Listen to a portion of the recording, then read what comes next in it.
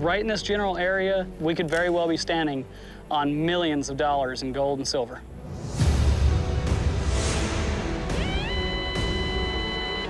Hey, got a coin. You got a coin?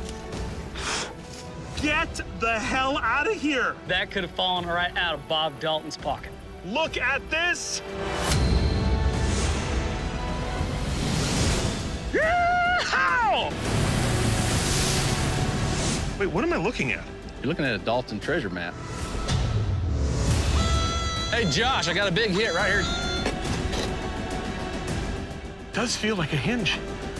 Could that be a lid? What is it? I don't know. Okay, I'm under it. Oh my word, look at that!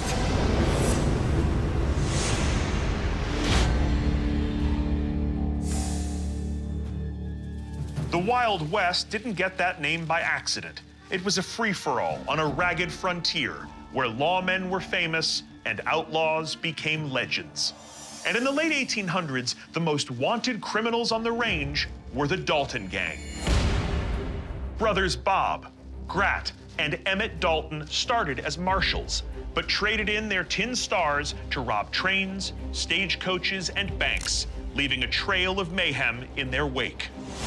In a career of only a few short years, the Daltons became the most infamous men in America, raking in spoils worth millions today. Oh, and I should mention that fortune, it's never been found. Modern-day investigators are torn between competing theories as to where the loot might be. One treasure hunter is certain it lies buried near the remote campsite where the Daltons spent their final night before a fateful heist that ended in a bloodbath. Meanwhile, in Oklahoma, another researcher believes he's found a clue to the true burial spot near a forgotten gang hideout. So saddle up, buckaroos. We are riding into the pages of one of the bloodiest and most lucrative stories in Wild West history. It's time to dig up the truth and the treasure of the notorious Dalton gang. My name is Josh Gates. Hello! Explorer. Adventurer. Amazing! Wow! And a guy who ends up in some very strange situations. Whew, that was exciting. With a degree in archaeology and a passion for the unexplained, I travel to the ends of the earth, investigating the greatest legends in history. Hey, let's punch it. This is Expedition Unknown.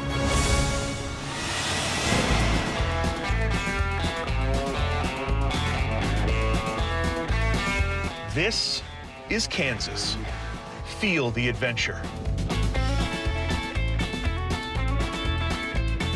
Okay, so Kansas gets a bad rap for supposedly being boring, but it's not. Amelia Earhart was from Kansas. Dwight Eisenhower was raised here. And when Dorothy Gale said there's no place like home, this is where she was talking about. Also, it was home to one of the most infamous gangs in the Old West. Before the Daltons were a gang, they were a family. Bob, Emmett, and Grat were the middle of 15 Dalton kids. Older brother Frank served as a deputy U.S. Marshal, enlisting his younger brothers to become lawmen as well. But when Frank was killed in the line of duty in 1887, his brothers turned their back on the law to pursue the notorious, dangerous, and lucrative career of robbery. By 1890, the three had joined with like minds to form the Dalton Gang, basking in their infamy as they looted stagecoaches, trains, and banks. By the summer of 1892, they were so feared that the bounties for their heads totaled $500,000. Determined to go out with a bang before retiring to South America, the Daltons' farewell tour included a series of brash train robberies worth millions today. The robberies brought a lot of heat on the boys, which is why they decided to flee the country, but not before attempting one final headline-grabbing heist. And that's the only place for this investigation to begin, where it all ended for the Dalton gang.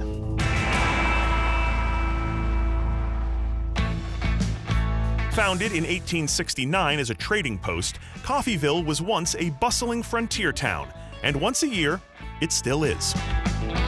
Every year, folks here turn back the clock to celebrate Dalton Defender Days, to commemorate the Old West's most legendary act of vigilante justice, when the whole town banded together to take on the Dalton gang. Oh look, a petting zoo. Seriously, how cute is this? And this party has more than rabbits, they also have turtle racing. Come on! Come on! Go! Go! Go! Come on! Yeah! Careful, man. Good game, kid. Losing my per diem to a third grader should be the low point of my day. But did I mention there's a chili cook-off? Who made chili number 6? Fire department? Oh, that means it's gonna be spicy. Chili 6, here we go. Chili 6 is smooth. I'm sorry, I get a little emotional. What's in this? About 15 scorpion peppers. The hell's a scorpion pepper? Oh, God. Somebody cool me off. Oh, I got you.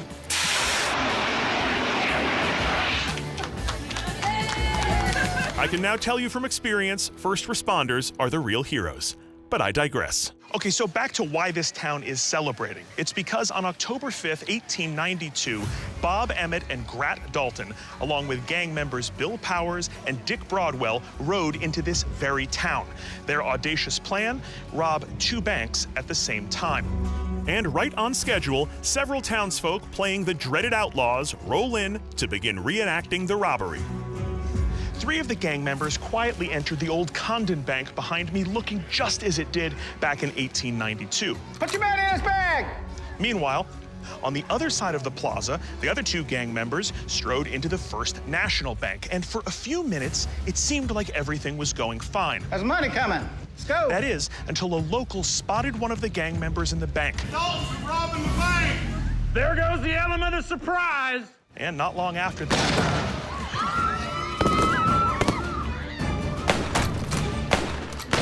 boy, they really take this Dalton Defender State thing seriously! After the gang members get made, the townsfolk act fast, making their way over to Isham's hardware store. Brave citizens grab whatever rifles and pistols they can find! Thanks! And then, well,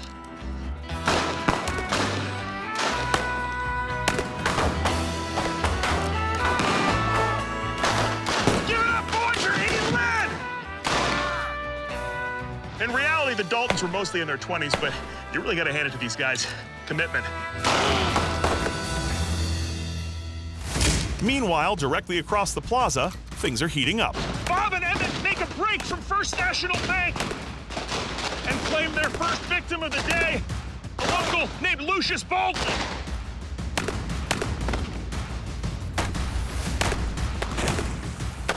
Bob runs for his horse, but gets shot in the chest.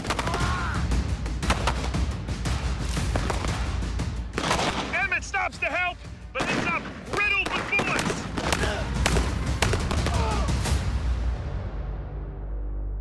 In the end, only the youngest Dalton will survive. Despite being shot 23 times, Emmett will somehow recover and be convicted of his crimes. Oh. Wow, we really drew a crowd. Okay, take 10, guys. Come on, that was great. This volunteer performance dedicated to a quadruple homicide has been going on since the 1930s. At its heart, it's a celebration of bravery, when ordinary townspeople rose up to protect their community at all costs. To accommodate the crowds, Coffeyville's reenactment adjusts a couple of details of the Daltons' demise. In reality, the gang was gunned down in this narrow corridor, now appropriately named Death Alley. Painted outlines mark where each outlaw fell.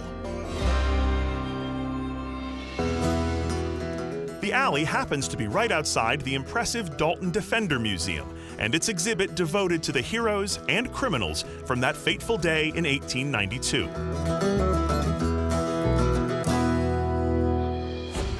So what happened to the fortune the gang stole before Coffeyville? Where did they hide it? And is it still out there waiting to be found? I'm about to meet someone who claims to have answers to these questions.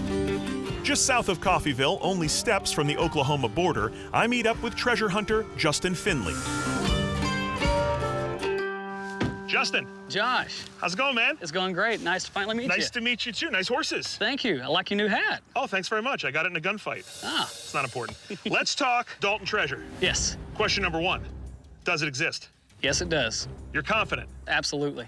You would know. I've read about you. You are a pretty serious treasure hunter out in these parts. Yes, sir. I read an article that referred to you as Oklahoma's Indiana Jones. Yes. I I would- carry that title with great honor.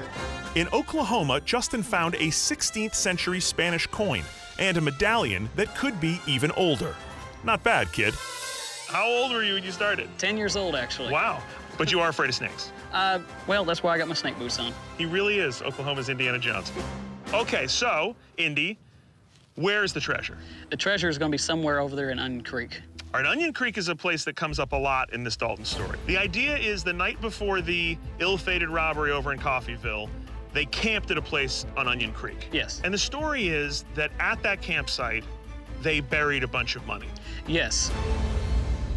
And the plan was they were going to go into town, rob the 2 banks, and then come back and dig up other treasure that they may have had, and then take off to, well, south of the border. Right, they were done. They were going to retire. Yes. How do we connect them to Onion Creek? Where does that story come from? Well, there's actually 2 accounts that we can go to. Number 1 is Emmett Dalton himself. He actually wrote several books while in prison, and he talked about how they camped on Onion Creek. Okay, so from the horse's mouth, from the only surviving member of the raid, he puts them at Onion Creek. Yes.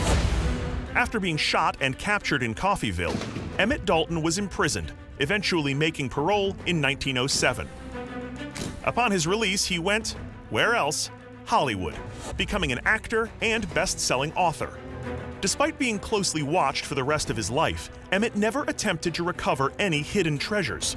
It was said that after losing his brothers, he had no interest in the fruits of the labor that had gotten them killed. So the other account comes from where? The other account is Mary Brown. She had actually been riding her horse out the morning before the raid. Mary Brown was the young daughter of a Coffeyville rancher who testified that she had an unexpected eyewitness view of the Daltons' secret campsite. She said that she's seen 5 men ride out from underneath an old bridge and seen them right up onto the road and right into town. And are there still old bridges over the creek? No, there's no old bridges anymore. The roads and the bridges had all been dismantled about 100+ years ago. Still, though, you find that bridge, that's really compelling. Yes, and I actually have a map here from 1886. Wow, is it original? Yes, Cool. So Coffeyville is here. it's right here. Okay, and Onion Creek? All this right here is Onion Creek. Wow, it's huge. Yes. Emmett reported that from their campsite, they rode north and then rode from the west into Coffeyville. So one up, one over, that puts us right in here? Yes, sir. So if we've got these compelling reports that puts the treasure at Onion Creek, surely people have searched in there, right? Oh, yes, but you gotta understand how hard this creek is to get in there and search. It's very overgrown. It's got rattlesnakes. It's got hogs. It's definitely an adventurer's paradise. And have you searched in there? Yes, I did. Several years ago, me and my father came out here, and on top of the ground, we found some even more compelling evidence to say we found the campsite. You think you found where that campsite was? I think I did. What did you find? Well, let me show you.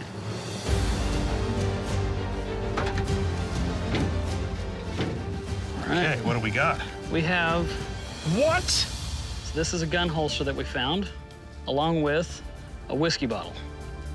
You found these out at the creek? Yes. Okay, this is amazing. So the holster, which obviously is in very fragile shape here, Yes, really old, I assume. absolutely. I actually had some people at the museum take a look at it, and they said it's possibly 1870s, even 1880s. Wow, and the whiskey bottle? They said it definitely dates back to late 1880s, early 1890s. Perfect timing for the Daltons.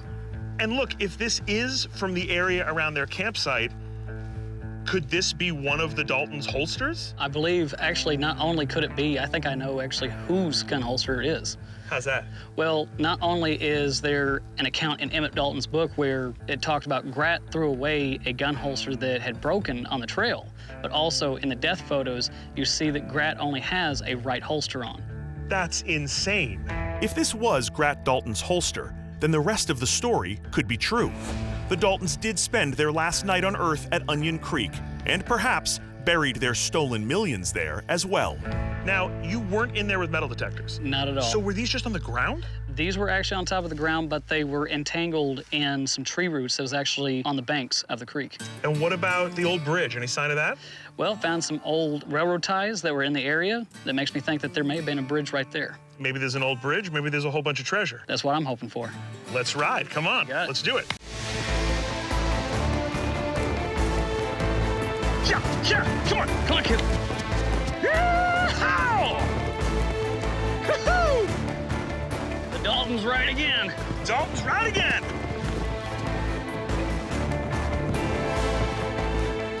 All right, Josh, we're gonna be cutting in here. Copy that, right behind you. We ride back along the thin path that Justin believes was used by the Dalton gang on their way into Coffeyville. However, over a century of forest growth has made Onion Creek a more remote location than it was in 1892. If you think about it, 130 years ago, we probably would have seen 5 men riding through here, right into town. I love your confidence. You know, you got a 50-50 shot at finding the treasure, but as long as you go on the journey, 100% of the time you're gonna have an adventure. I mean, unless you get bit by a snake.